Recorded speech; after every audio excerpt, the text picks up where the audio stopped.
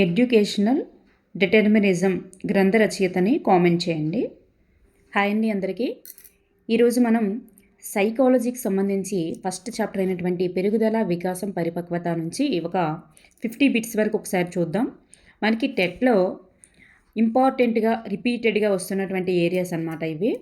ఇక్కడ మనం first bit కనుక మనం చూసుకున్నట్లయితే వ్యక్తిలో కలిగే శారీరక, మానసిక, సంజ్ఞానాత్మక, ఉద్వేగ, సాంఘిక అంశాలన్నింటిలో కలిగేటటువంటి అభివృద్ధిని ఏమంటారు?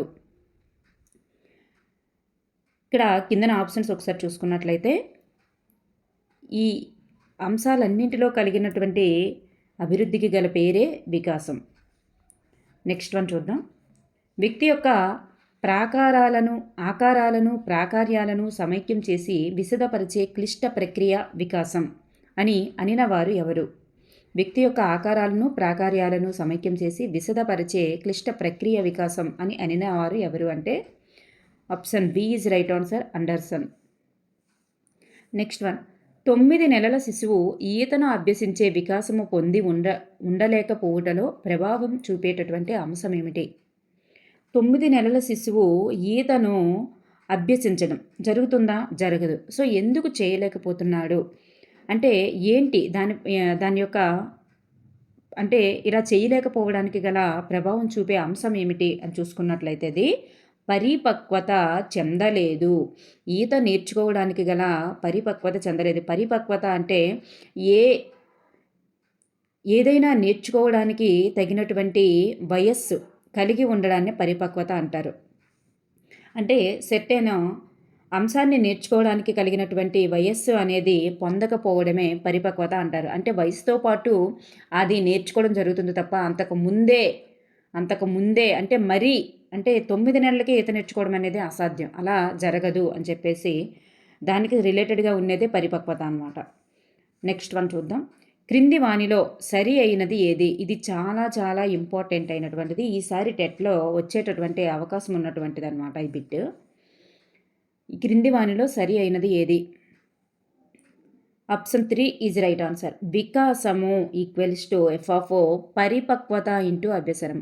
వికాసము ఈక్వల్స్ టు ఎఫ్ ఆఫ్ పరిపక్వత ఇంటూ అభ్యసనం. Next one.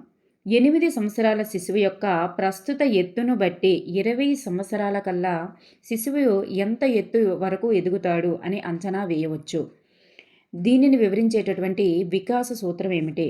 అంచనా వేయడం అంటే ఇక్కడ మనం టైపింగ్ మిస్టేక్. ప్రాగుక్తీకరించడం. అంచనా వేయడం అంటే ప్రాగుక్తీకరించడం. 8 సంవత్సరాల శిశువు ప్రస్తుత ఎత్తును బట్టి 20 సంవత్సరాలకి ఎంత ఎత్తు వరకు ఎదుగుతాడు అనేది అంచనా వేయడాన్ని ప్రాగుక్తీకరించడం.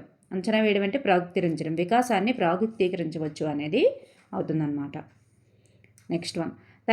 తెలివిగల తల్లిదండ్రులకు పుట్టిన సంతానంలో కొందరు తెలివిగలవారుగా, కొందరు తెలివి తక్కువ వారుగా ఉండడం అనేది దేనికి చెందుతుంది? ఇది గ్రెగర్ మెండల్ రూపొందించినటువంటి నియమాలలో వైవిధ్య నియమానికి చెందుతుంది. Next one. ద జ్యూక్స్ గ్రంథ రచయిత ఎవరు? జ్యూక్స్ అనేటటువంటి కుటుంబం పైన పరిశోధన చేసి ద జ్యూక్స్ అనే గ్రంథాన్ని రచించిన వారు ఎవరంటే Dugdale. Next one. Hereditary genius గ్రంథ రచయిత ఎవరు? హెరిడిటరీ జీనియస్ గ్రంథ రచయిత Galton. Sir Francis Galton. Next one. పాఠశాల వసతులకు వ్యక్తుల వికాసానికి మధ్య ఎంతో దగ్గర సంబంధం ఉంటుంది అని చెప్పి వ్యక్తి యొక్క వికాసానిపై పరిసరాల ప్రభావం ఉంటుందని వివరించిన వారు ఎవరు? WC Bagley. ఈయన రచించినటువంటి గ్రంథం పేరేంటంటే ఎడ్యుకేషనల్ డిటర్మినిజం. మన డిఎస్సి ఎగ్జామ్లో ఇవ్వడం జరిగిందనమాట. మ్యాథ్స్ ద ఫాలోయింగ్స్లో మనకి ఇచ్చారు. గ్రంథ రచయితల దగ్గర ఎడ్యుకేషనల్ డిటర్మినిజం అనేటువంటి గ్రంథం ఎవరు రచించారని చెప్పేసి ఇచ్చారనమాట. Next one. ప్రశ్నించే వయస్సు విజ్ఞాన తృష్ణ గల దశ ఏది? ప్రశ్నించే వయస్సు లేదా విజ్ఞాన తృష్ణ గల వయస్సు ఏది? ఎక్కువగా ప్రశ్నిస్తుంటారనమాట. ప్రతి విజ్ఞాన తృష్ణ అంటే ప్రతీదీ తెలుసుకోవాలనేటటువంటి ఉత్సాహం ఉండే దశ ఏది అంటే పూర్వ బాల్య దశ. పూర్వ బాల్య దశ. నెక్స్ట్ వన్, కౌమార దశను ఒత్తిడి, ప్రయాస, కలత, జగడాలతో కూడుకున్న దశగా అభివర్ణించిన వారు, పేర్కొన్నవారు ఎవరు? చూడండి, కౌమార దశను ఏ దశని అంటే కౌమార దశని ఒత్తిడి ఉంటుంది, ప్రయాస ఉంటుంది, కలత ఉంటుంది, జగడాలు ఉంటాయి ఈ దశలో అని చెప్పేసి వివరించినటువంటి పేర్కొన్నటువంటి శాస్త్రవేత్త ఎవరు అంటే స్టాన్లీ హాల్. Stanley hall. పుట్టినప్పుడే బాగా అభివృద్ధి చెంది ఉండేటటువంటి జ్ఞానేంద్రియము ఏది? పుట్టినప్పుడే వెంటనే బాగా అభివృద్ధి చెందేటటువంటి జ్ఞానేంద్రియము ఏది అంటే స్పర్శ. స్పర్శ అన్నమాట. నెక్స్ట్ వన్, వేగవంతమైన పెరుగుదల దార కనిపించేటటువంటి దశ ఏది? వేగవంతమైనటువంటి పెరుగుదల దార కనిపించేటటువంటి దశ ఏది? కౌమార దశ. కౌమార దశ. నెక్స్ట్ వన్, సాంఘిక సంబంధాలలో పరిపక్వత పొందడమే సాంఘిక వికాసం అని అనినవారు ఎవరు? సాంఘిక సంబంధాలలో పరిపక్వత పొందడమే సాంఘిక వికాసం అని అనినవారు ఎవరు? హార్లాక్. హార్లాక్. నెక్స్ట్ వన్, కౌమార దశను గుర్తింపు కోసం ప్రాకులాడే వయస్సు. కౌమార దశను గుర్తింపు కోసం ప్రాకులాడే వయస్సు పాత్ర గుర్తింపుగా చెప్పిన వారు ఎవరు? Erik Erikson. Erik Erikson. Next one, జట్టు భావన అభివృద్ధి చెందేటటువంటి దశ ఏది? జట్టు భావన అభివృద్ధి చెందేటటువంటి దశ ఏది? కౌమార దశ. కౌమార దశ. వ్యక్తిని ఎన్ఎస్ఎస్, ఎన్సిసి లాంటి కార్యక్రమాలలో పాల్గొనేటట్లు చేసిన అతనిలో ఏ వికాసము అభివృద్ధి చెందుతుంది? సాంఘిక వికాసం. నెక్స్ట్ వన్, కోపం అనే ఉద్వేగముపై ఎక్కువగా పరిశోధనలు చేసిన వారు ఎవరు? కోపం అనే ఉద్వేగముపై ఎక్కువగా పరిశోధనలు చేసిన వారు ఎవరు? రికెట్స్. రికెట్స్. లోటన్ అనే వ్యక్తి భయంపై పరిశోధనలు చేశారు. క్యానన్ వ్యాకులతపై పరిశోధనలు చేశారన్నమాట. సీవెల్ అసూయపైన పరిశోధనలు చేశారు. నెక్స్ట్ వన్, జరగబోయే కుంటనం వల్ల ఏర్పడేటటువంటి శిశువులను, ఇది ఒత్తూట, కుంటనం అంటే ఒత్తూట అని గుర్తుపెట్టుకోండి, ఇక్కడ వస్తుంది ఒత్తూట. ఇట్లా జరగబోయే కుంటనం వల్ల ఏర్పడే శిశువులోని ఉద్వేగముని ఏమంటారు? వ్యాకులత. అంటే ఏది జరగబోతుందో ముందే భయపడిపోవడాన్ని వ్యాకులత అంటారు. పిల్లలు సంసర్గ క్రీడ మరియు సమాంతర క్రీడలను ఆడుకునే దశ ఏది? సంసర్గ క్రీడ, సమాంతర క్రీడలను ఆడుకునే దశ పూర్వ బాల్య దశ. ఎమోవీర్ అనగా పైవన్నీ కూడా సరి అయినవి. పరచుట, కలయబెట్టుట, ఉత్తేజపరచుట.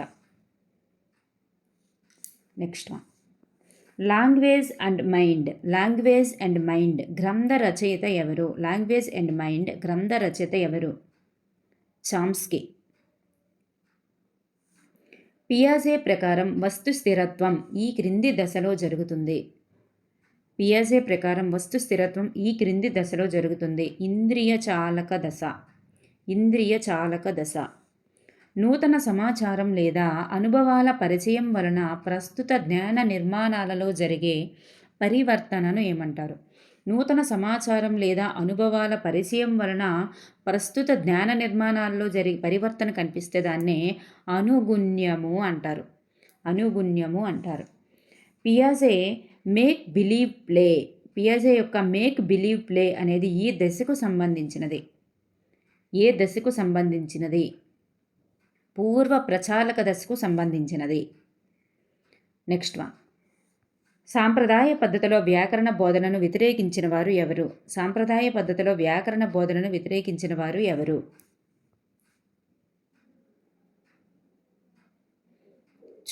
చామ్స్కీ అన్నమాట. నెక్స్ట్ వన్, వికాస కృత్యములు అను పదములను ప్రతిపాదించిన వారు ఎవరు? వికాస కృత్యములు అనే పదములను ప్రతిపాదించిన వారు ఎవరు? Havighurst. Robert Havighurst. Next one, Erik Erikson ప్రకారం వ్యక్తి పూజ అనేది ఈ దశలో కనిపిస్తుంది. వ్యక్తి పూజ అనేది ఏ దశలో కనిపిస్తుంది? పూర్వ వయోజన దశలో కనిపిస్తుంది. నెక్స్ట్ వన్, పియాజే ప్రకారం అంతర్బుద్ధి దశ వయస్సు ఎంత? అంతర్బుద్ధి దశ వయస్సు 4-7 సంవత్సరాలు. 4-7 సంవత్సరాలు. క్రోమోజోముల యొక్క ఆకారం, క్రోమోజోముల యొక్క ఆకారం ఎస్.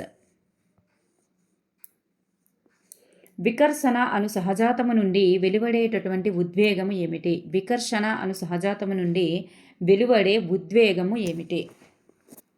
జుగుప్స. జుగుప్స.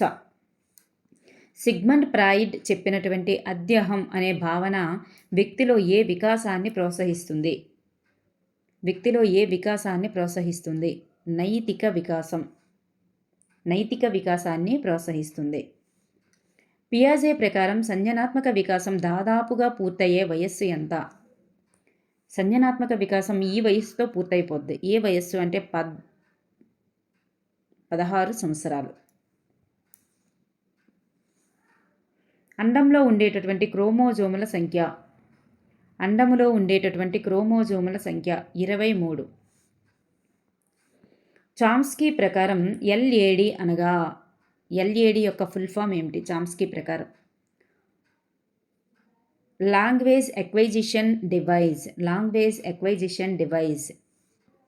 ఉద్వేగ కథార్సిస్ అనగా, ఉద్వేగ కథార్సిస్ అనగా, ఉద్వేగ కథార్సిస్ అనగా ఉద్వేగాలను ప్రకటించడంలో ఉత్తర బాల్య దశలో నియంత్రణ నేర్చుకోవడం. ఉద్వేగాలను ప్రకటించడంలో ఉత్తర బాల్య దశలో నియంత్రణ నేర్చుకోవడం. ఉద్వేగ కథార్సిస్ ఎక్కడ ఏర్పడతాయంటే ఉత్తర బాల్య దశలో ఏర్పడతాయి. నెక్స్ట్ వన్, కార్ల్ రోజర్స్ రచించినటువంటి గ్రంథము కానిది ఏమిటి? కార్ల్ రోజర్స్ రచించిన గ్రంథము కానిది ఏమిటి? క్లయింట్ సెంటర్డ్ థెరపీ అనేది అవుతుంది. ఆన్ బికమింగ్ ఏ పర్సన్ అవుతుంది. ఏ వే ఆఫ్ బీయింగ్ కూడా అవుతుంది. ఈ 4th వన్ అనేది కాదు. Client centred therapy, on becoming a person, A way of being, ఈ 3 కూడా ఆయన రచించినటువంటి గ్రంథాలే. నెక్స్ట్ వన్, అమూర్త చింతన అనే భావన పియాజే యొక్క ఈ దశకు సంబంధించినది. అమూర్త చింతన. అమూర్త చింతన అనే భావన పియాజే యొక్క ఈ దశకు సంబంధించినది. ఏది అంటే నియత ప్రచాలక దశకు సంబంధించినది. శిశువుకు మొదట ఈ శరీర భాగముపై అదుపు ఏర్పడుతుంది. శిశువుకి మొదట ఈ శరీర భాగముపై అదుపు ఏర్పడుతుంది. తల. తలపైన మొట్టమొదటిసారిగా అదుపు అనేది ఏర్పడుతుంది. నెక్స్ట్ వన్, ఆడపిల్ల పుట్టుటకు కారణమైనటువంటి క్రోమోజోమ్ జత ఏంటి? ఆడపిల్ల పుట్టుటకు కారణమైనటువంటి క్రోమోజోమ్ జత. Option 1 is right answer. XX chromosome. XX chromosome. Next one, semantic differential scale అనేది, సెమాటిక్ డిఫరెన్షియల్ స్కేల్ అనేది దేనికి సంబంధించినది? వాస్తవిక మరియు ఆదర్శ ఆత్మ భావనల, చూడండి, వాస్తవిక ఆత్మభావన మరియు ఆదర్శ ఆత్మభావన. వాస్తవిక మరియు ఆదర్శ ఆత్మభావనల మధ్య అంతరాన్ని అంచనా వేస్తుంది. వాస్తవిక ఆత్మభావనకి అలాగే ఆదర్శక ఆత్మభావనకి, అంటే వాళ్ళు ఆత్మాన్ని, వాస్తవికంగా వాళ్ళకు ఒక ఆత్మ ఉంటుంది, ఆత్మభావన అనేది ఉంటుంది. అలాగే ఇంకొకరు నుండి నేర్చుకునేటటువంటి ఆత్మభావన ఒకటి ఉంటుంది. ఈ రెండింటికి మధ్య ఉన్నటువంటి అంతరాన్ని మరి కొలిచేటటువంటిది ఏంటంటే సెమాటిక్ డిఫరెన్షియల్ స్కేల్ అనమాట. నెక్స్ట్ వన్, రాబర్ట్ హెవిగ్ హారెస్ట్ వికాస కృత్యాలను ఎన్ని వయో స్థాయిలలో సూచించారు? ఎన్ని స్థాయిల్లో సూచించారంటే 6 స్థాయిల్లో సూచించారు. ఇది చాలా చాలా ఇంపార్టెంట్. ఈ స్థాయిల నుంచి ఒక్క బిట్ అయినా వస్తుంటుంది అనమాట మ్యాక్సిమం. నెక్స్ట్ వన్, విలువలు ఆదర్శాల గురించి బోధిస్తున్నటువంటి ఉపాధ్యాయుడు విద్యార్థులలో ఏ వికాస వృత్తిని కాంక్షిస్తున్నాడు? వృత్తి కాదు, వృద్ధి. ఏ వికాస వృద్ధిని కాంక్షిస్తున్నాడు? ఏ వికాస వృద్ధిని కాంక్షిస్తున్నాడు అంటే నైతిక వికాసం. విలువలు ఆదర్శాలు అనేవి నైతికతకు సంబంధించినవి. నైతిక వికాసాన్ని కాంక్షిస్తున్నట్లు. నెక్స్ట్ వన్, తులనాత్మక ఉద్వేగాలు అనేవి ఈ దశలో సులభంగా మార్పు చెందుతాయి. తులనాత్మక ఉద్వేగాలు అనేవి ఈ దశలో సులభంగా మార్పు చెందుతాయి. తులనాత్మక ఉద్వేగాలు అనే వర్డ్ కనిపించగానే మీకు శైశవ దశ గుర్తుకు రావాలి. నెక్స్ట్ వన్, పాఠశాల దశలో ఎదుర్కొనేటటువంటి క్లిష్ట పరిస్థితి ఏంటి? పాఠశాల దశలో అంటే హెవిగ్ హారెస్ట్ సూచించినటువంటి దశల్లో మరి పాఠశాల దశలో ఎదుర్కొనే క్లిష్ట పరిస్థితి ఏంటి అంటే శ్రమశీలత మరియు న్యూనత. శ్రమించడం, న్యూనతా భావం ఇదనమాట. నెక్స్ట్ మధ్య వయోజన దశలో అహం ఎదుర్కొనేటటువంటి క్లిష్ట పరిస్థితి ఏమిటి? మధ్య వయోజన దశలో మరి ఎలాంటి క్లిష్ట పరిస్థితి ఎదుర్కొంటారు? ఉత్పాదకత, స్తబ్దత.